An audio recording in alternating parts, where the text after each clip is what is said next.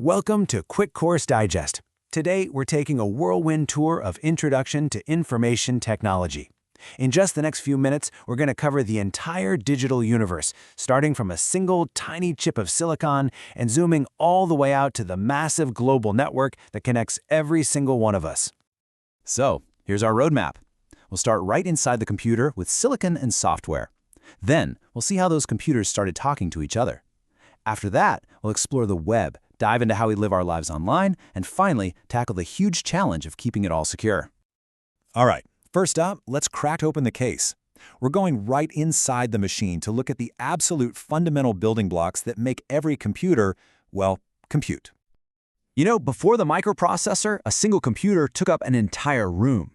This little guy, this tiny silicon chip, was a total game changer. It packed all that power into an engine no bigger than your thumbnail. It is literally the brain in every single device you own. So if the microprocessor is the brain, think of the operating system as its consciousness. It's the essential software that brings all that powerful hardware to life and lets you, the user, actually do stuff. It's what turns your mouse click into an action on the screen.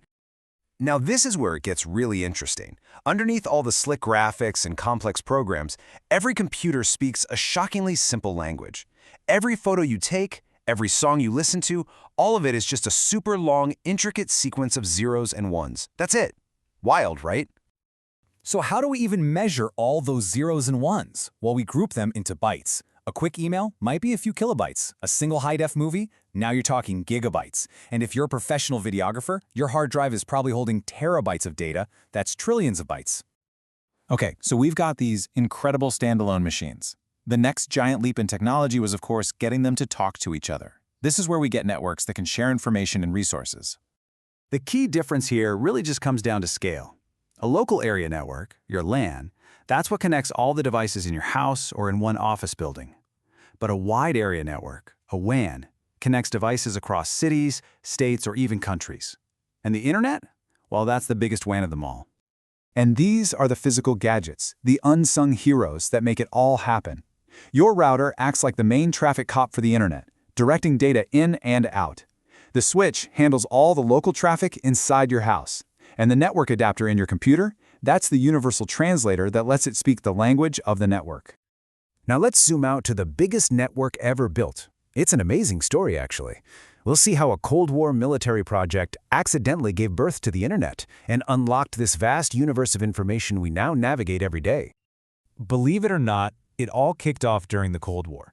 When the USSR launched Sputnik, it lit a fire under the US to create something called ARPANET. The goal was to build a communication network that could survive an attack. That military project eventually grew into the global network we all know as the Internet. So how does it actually work? When you type a website into your browser, your computer instantly asks the Internet's giant phone book, called the Domain Name Service, or DNS, for that site's real numeric address. In a blink of an eye, it gets the number and connects you directly. It feels like magic, but it's just really, really fast tech. And here's a super important distinction people get wrong all the time. The internet and the web are not the same thing. Think of it like this. The internet is the physical network, all the roads and highways. The World Wide Web is the collection of websites and documents you visit on that network. It's all the buildings and destinations along those roads. Okay, so this global network is in place, and a whole new digital society has sprung up on top of it. So how do we actually live here? Let's take a look at the human layer, the amazing communities we build, and the serious dangers we face. I mean, just look at these numbers. Social networks have become like digital nations. We're talking billions of people living out parts of their lives in these huge online communities, whether it's connecting with family on Facebook or building a career on LinkedIn. But, this incredible tool is a real double-edged sword. For every amazing community it helps create, there's a flip side, usually involving our personal privacy, our mental health, and our exposure to some pretty nasty online behavior. So why does this all matter? Because being a good digital citizen today means you have to be aware of the very real dangers out there. From phishing scams trying to steal your password to cyberbullying, just knowing the risks is the absolute first step in protecting yourself and the people you care about.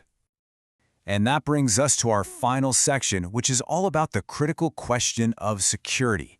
In a world this connected, how on earth do we protect our data, our devices, and frankly, ourselves?